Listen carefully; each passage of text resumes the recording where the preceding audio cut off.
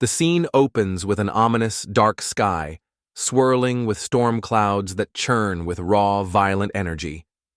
The wind howls, and the camera shakes as if caught in the very tempest itself. The helicopter, a sleek, high-end private craft, struggles against the fury of the storm, its powerful rotors slicing through the thick, turbulent air. Inside, Richard Graves, a billionaire tech mogul, clings to the armrests of his seat, his knuckles white with tension.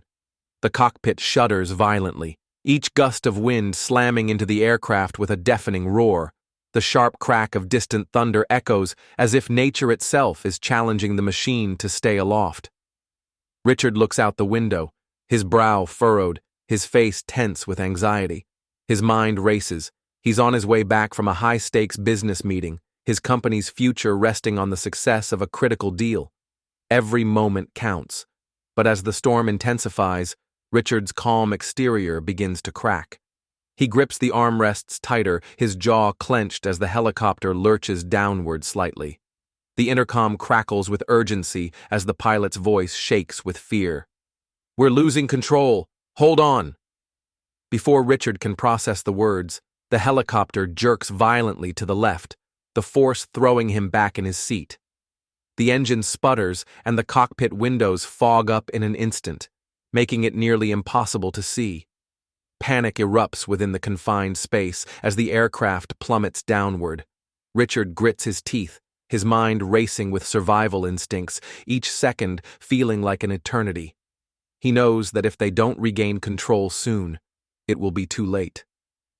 Meanwhile, a few miles below, in the heart of the city, Malik, a 16-year-old black homeless teen, huddles beneath a bridge, his thin, tattered blanket wrapped tightly around his frail body. The storm is unforgiving, the rain pouring down in sheets, drenching him as he shivers uncontrollably. He's become all too familiar with the harshness of life on the streets, bouncing from shelters to alleys, doing whatever he can to survive from day to day. This night is no different, cold, wet, and lonely, but it feels heavier, as if the world itself is closing in on him. Malik lifts his tired eyes toward the heavens, his gaze drawn to the faint hum of an engine in the distance. He squints, trying to make out the sound, but his hunger fogs his thoughts, and he shrugs it off. A helicopter, he thinks briefly, but it's just another noise in the storm, something he doesn't have the energy to focus on. Then, as the hum grows louder, becoming a deafening roar, something shifts in the air. The helicopter's engines scream, and Malik feels a sudden shift in the atmosphere. The very ground beneath him trembles. Before he can make sense of it, there's a violent crash in the distance. The sound is deafening, like thunder clashing with the earth itself. The force of the impact shakes the bridge beneath him, and Malik's heart races in fear. He knows instantly. Something terrible has happened. His eyes widen, and he springs to his feet, instinctively darting toward the source of the sound. His breath catches in his throat as he realizes the gravity of the situation. The storm rages on, but the crash has silenced everything else. He pauses, listening for another sign of what's happened, the pounding of his heart drowned out by the relentless roar of the storm above. Malik's pulse quickens as the realization hits. A helicopter has crashed nearby, and he's the only one close enough to help. He takes a step toward the noise, his feet slipping on the rain-soaked ground as adrenaline pushes him forward. With no thought for his own safety, he races toward the wreckage, the storm his only companion, the cold and fear no longer a concern as the urgency to help takes over his every move. Malik's heart pounds in his chest as he stares at the wreckage, the sound of the crash still echoing in his mind. The storm rages above him, the wind howling like a beast, and the rain pelting down in sheets. His legs feel like they're made of lead, and his breath comes in ragged gasps, but a sense of urgency, something deeper than fear, pushes him forward. He's never been in a position to help anyone, especially not someone rich, powerful, or famous. But this isn't just anyone. This is a person who's in trouble, someone who might not survive if Malik doesn't act quickly. The weight of it settles in his chest, but something stirs deep inside him, a feeling he can't ignore, a deep instinct that tells him he must help. Without a second thought, Malik takes off, running toward the crash site. His worn-out sneakers slap against the puddles as he races against the storm, the howling wind and the stinging rain, a constant barrage against his skin. His mind is clouded with panic, but his feet move instinctively, pushing him toward the wreckage. He can't turn back. Through the thick rain and gusty wind, Malik pushes forward, his hands bracing against the fierce weather as he approaches the wreckage. The sight is like something out of a nightmare. Blackened debris and twisted metal scatter across the ground, the remnants of the once pristine helicopter, now reduced to a smoldering heap of destruction. Smoke rises from the wreckage, curling into the stormy night, adding to the chaos surrounding him. Malik's eyes dart across the scene, trying to make sense of the madness. He doesn't know what he's about to find, but he knows one thing for sure: he can't walk away. There's a life here, and he's the only one close enough to do something about it. He moves cautiously through the debris, his heart pounding in his chest with every step. The rain stings his face, but it can't drown out the faint groaning noises from somewhere in the wreckage. Someone's alive. Malik's breath catches in his throat as he follows the sound, pushing through the twisted remains of the helicopter. His stomach churns with unease, but his legs keep moving, driven by a force he can't explain. The air is thick with the smell of burning fuel, and he knows it's only a matter of time before the wreckage goes up in flames.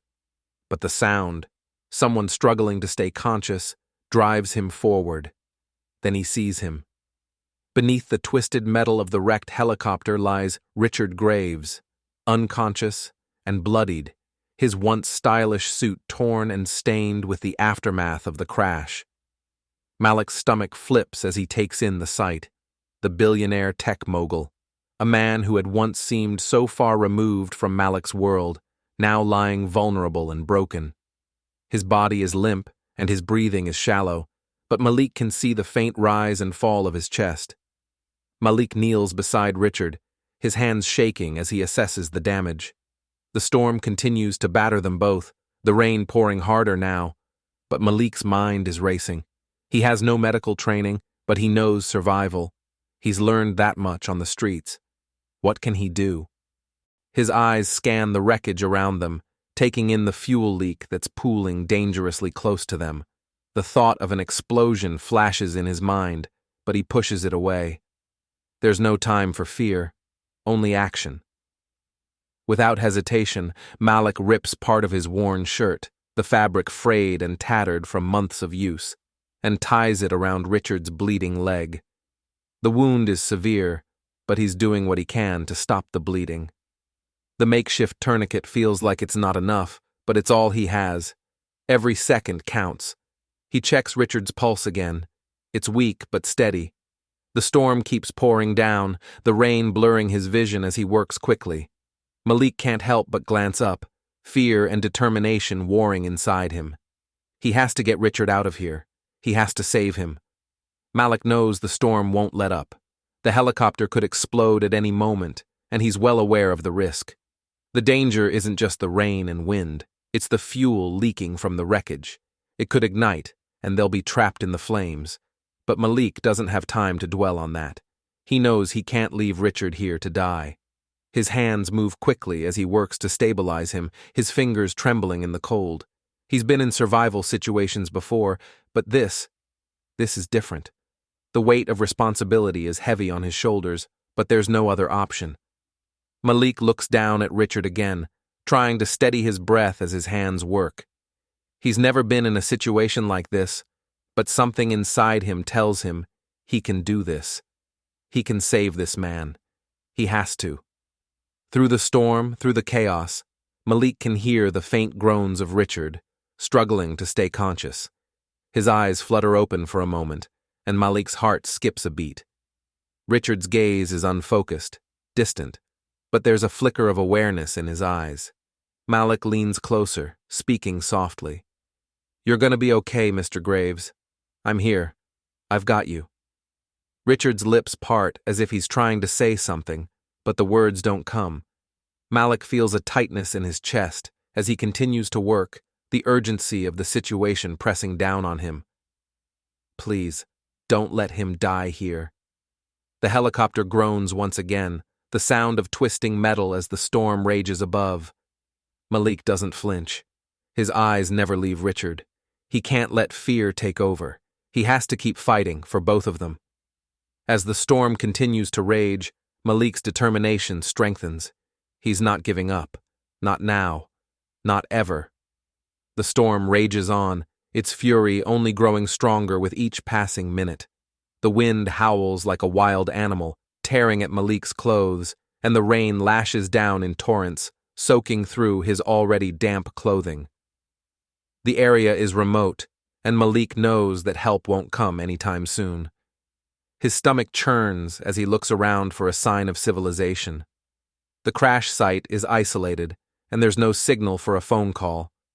Malik's mind races, but his focus remains solely on Richard. The weight of the billionaire's body is more than Malik can handle easily. Richard's frame is heavy, his clothes soaked with blood and rain. Malik struggles to drag him further from the wreckage, doing his best to avoid the burning pieces of the helicopter. The heat from the flames makes the air thick and suffocating, but Malik doesn't stop. He has no choice. He can't let Richard die. Every muscle in Malik's body screams in protest. His arms are aching, his legs weak from days without proper rest, his body practically begging him to stop. But he pushes through the pain, driven by an instinct deeper than exhaustion. He won't give up, not when there's a chance to save this man's life. His breathing is ragged, and his legs feel like they might buckle with every step. But Malik doesn't stop. Not now. Not when the man he's dragging is Richard Graves, the billionaire mogul who has no reason to be anywhere near this storm, this wreckage, this nightmare. The storm batters him from every angle, but somehow Malik manages to get Richard a little further, moving him out of the danger zone. Through the blinding rain, he spots a small, abandoned cabin in the distance. The cabin is barely visible through the storm, but it's their only chance. His heart pounds as he pushes himself harder, his focus never wavering from getting Richard to shelter. Malik's muscles protest as he finally reaches the door of the cabin. It creaks open as he kicks it with his foot, his body trembling with exertion. The air inside is musty, the faint scent of mildew filling his nostrils. But Malik doesn't care about the condition of the cabin. It's dry. It's shelter. That's all that matters. He drags Richard inside, careful not to bump him against the splintering wood of the floorboards. His body is slick with sweat and rain, but he manages to lay Richard down on the cold, cracked floor, the only flat surface available. The rain outside intensifies, but at least here, they're out of the worst of it. Malik's heart races as he assesses Richard's wounds again.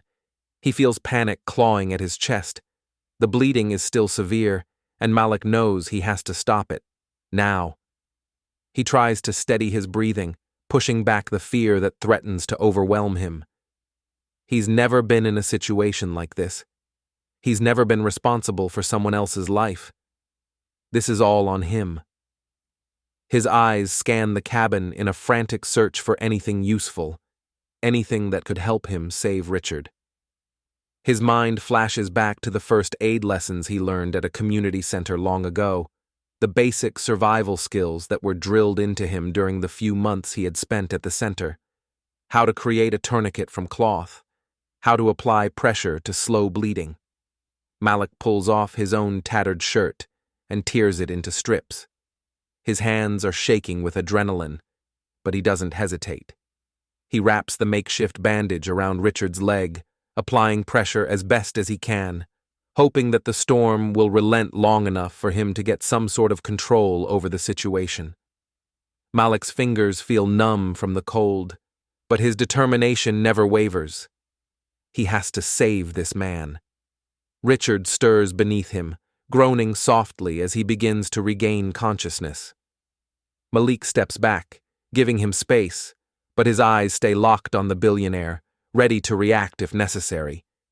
Richard's face is pale, his breathing labored as his eyes flutter open. His vision is blurry and he winces, trying to sit up, but clearly struggling against the pain. "Where am I?" Richard murmurs, his voice thick with confusion. The words come slowly, as though he's fighting to stay conscious. Malik stands above him, his breath still ragged from the exertion. He's done everything he can to stabilize Richard for now, but he knows they're far from safe. This is just the beginning. "You're safe for now," Malik says, his voice firm but laced with a compassion he didn't know he could offer. The words are simple, but inside, Malik is terrified. He doesn't know how long he can keep Richard stable. He doesn't know if he's done enough. Richard's brows furrow as he tries to make sense of his surroundings, his eyes darting around the dim, damp cabin. You helped me?" he asks, his voice weak, but the disbelief in his eyes is unmistakable. Malik nods, offering a small, almost imperceptible smile, though it feels strained. "Yeah, man. You're gonna be all right." The words taste hollow on his tongue. Malik wants so badly to believe them, but he knows it won't be easy. He can only hope that Richard's body is strong enough to hold on. The billionaire's gaze softens for a moment, his eyes meeting Malik's. The rain hammers against the cabin's roof, but there's a strange moment of calm between the two of them. The understanding that they are, for now, each other's only hope. Richard tries to speak again, his voice raspy and strained, but Malik gently places a hand on his shoulder, urging him to rest. Just relax, Mr. Graves.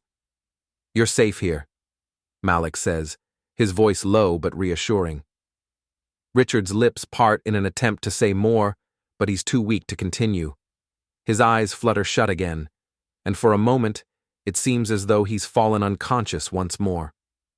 Malik stays by his side, the storm outside still raging, but for now, they are safe.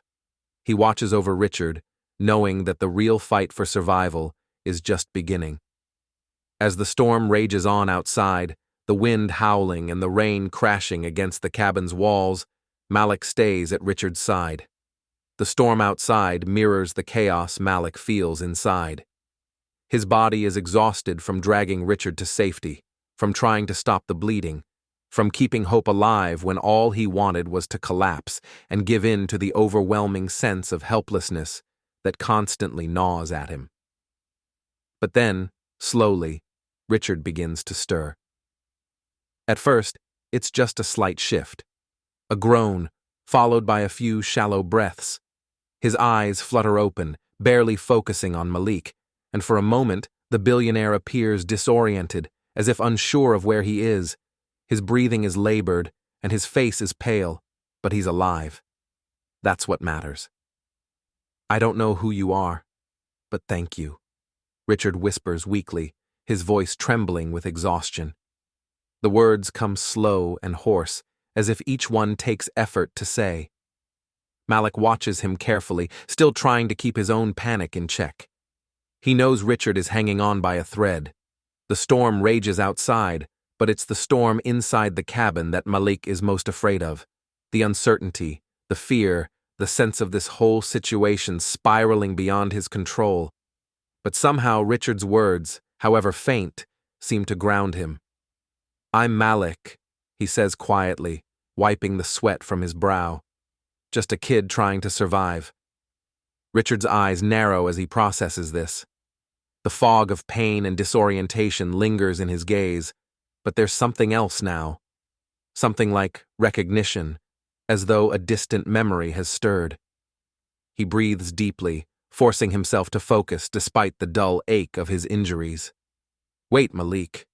Graves, right?" Richard asks, his voice a little stronger now, a flicker of clarity in his eyes. Malik furrows his brow, confusion setting in. He wasn't expecting this. "Yeah, what about it?" Richard's eyes widen suddenly, a realization dawning on him with the force of a bolt of lightning. My grandson's name is Malik Graves." The words seem almost impossible for him to say, like they're straining against the pain that consumes him. Malik blinks in disbelief. He leans back slightly, the shock of Richard's words hitting him like a punch to the gut. "Your grandson?" he repeats, his voice cracking with confusion. "What do you mean?" Richard's breathing becomes more erratic as he struggles to sit up, one hand reaching out to steady himself, the other resting on Malik's shoulder. Despite the pain, there's a look of urgency in his eyes, as if this revelation is the key to something bigger. "I'm Richard Graves," he says, his voice growing weaker but still resolute. "The founder of Graves Tech." Malik's mouth falls open. Graves Tech. He's heard of it. Who hasn't? Graves Tech is one of the most powerful tech companies in the world, creating revolutionary products and making billions in profits. This man, Richard Graves, is one of the wealthiest, most influential people in the world. The thought that Malik was sitting here, beside him, in this old, damp cabin, helping him survive the storm, feels surreal, like a dream he can't wake up from. Richard pauses for a moment, struggling with the words, as though the weight of his injuries and the enormity of the moment are too much for him. "I've been looking for you, Malik," he continues, his voice shaking with emotion. "I've been searching for my family." Malik's world stops. Family? The storm outside seems to fade into the background, and for a brief, impossible moment, the cabin is silent. His brain scrambles to process what Richard is saying. The man who was just a stranger, someone he helped out of kindness, is now claiming to be his grandfather, a wealthy, powerful billionaire. It doesn't make sense. It can't make sense. Malik's eyes widen as his mind races, struggling to connect the dots. Your family?" he repeats, his voice cracking with disbelief. "What do you mean? I didn't know I had a grandfather." Richard's eyes soften, the flicker of recognition growing stronger as the pieces of the puzzle start to fall into place. "I know, Malik. You probably don't remember. I was separated from your family a long time ago." His voice trembles with emotion, but he fights through it, struggling to stay awake, to hold on to the thread of consciousness long enough to explain. "When your parents left, I lost touch with you. I've spent years trying to find you. I couldn't rest until I did." Malik can barely breathe, the shock overwhelming him. His mind whirls in 1,000 directions, questions flooding his thoughts. Why didn't I know? Why was I never told? He's just a homeless kid, fighting to survive on the streets, working at a diner to scrape by, trying to get through each day. And now, in this moment, he learns that he's connected to something, someone, who is powerful, wealthy, and beyond his wildest dreams. Richard looks at him, his eyes filled with a mix of pain and longing. "Malik, I never wanted this for you. But now that I've found you, I want to make things right. I want to make up for lost time." Malik's chest tightens, the overwhelming emotions threatening to flood him all at once. He looks down at the floor, trying to steady himself. This can't be real. The reality of his life, living on the streets, fighting for survival every day, seems so distant, so removed from the life Richard is offering. It feels like a dream he doesn't deserve to be a part of. The billionaire's words echo in his mind. "I've been looking for you." He doesn't know what to say. He doesn't know how to react. Everything about this moment feels impossible. His life has been a constant fight, and now, in the most unexpected way, it seems like it's all about to change. But the enormity of the situation leaves him speechless. As Richard struggles to stay awake, Malik feels a deep, profound sense of confusion, hope, and disbelief all at once. He has to process this. He has to figure out what this means for his future, for his family, for everything he's known. For now, though, all he can do is sit with the man who just revealed himself as his grandfather, his mind racing to comprehend what this moment could mean for both of their lives. As the storm slowly subsides, the rain easing into a light drizzle, the chaos of the past hours seems to calm. The fierce winds that had torn through the cabin quiet down, leaving behind a palpable silence that feels like a breath held in the air. Malik watches as Richard's condition improves, his breathing steadier and his color returning to his face. The worst of the storm is over, both outside and within the cabin. Malik feels a sense of relief, but it's tempered by the weight of the discovery. His mind is still spinning from the revelation that Richard Graves, the billionaire mogul, the tech genius, the founder of Graves Tech, is his grandfather. It doesn't seem real. It feels like something out of a movie. And yet, here they are, sitting in an abandoned cabin with nothing but the storm for company and the connection between them growing stronger with every passing minute. Richard looks at Malik with admiration in his eyes as he slowly sits up, testing his strength. "You saved my life," he says, his voice full of quiet awe. His gaze is fixed on Malik, not as a stranger, but as family, someone he never expected to find in the storm's aftermath. Malik just shrugs, his thoughts still scattered. "I did what anyone would do," he responds quietly, his voice betraying the disbelief that still lingers within him. The idea of him being the one to save Richard, someone so powerful and important, doesn't sit right with Malik. He's just a kid who's spent years struggling to survive. This is a world so far beyond his own. Richard, however, smiles, a soft, appreciative chuckle escaping his lips. "No, not anyone. You did more than that. You've shown me something, Malik.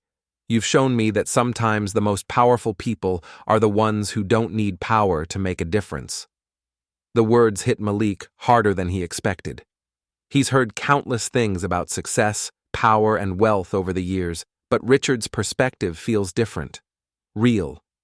It feels like the kind of truth that cuts straight to the core. Malik has spent his life fighting to be seen, to survive. But Richard is telling him that what really matters isn't wealth, isn't status. It's the ability to make a difference, even when you have nothing. And that's something Malik has always known deep down. The silence between them lingers for a moment, the weight of their connection settling in.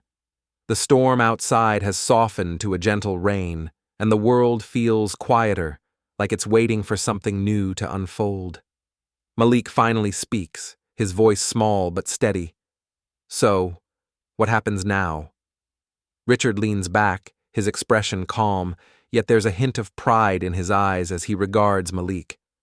"Now," he begins, the words carrying a weight of their own.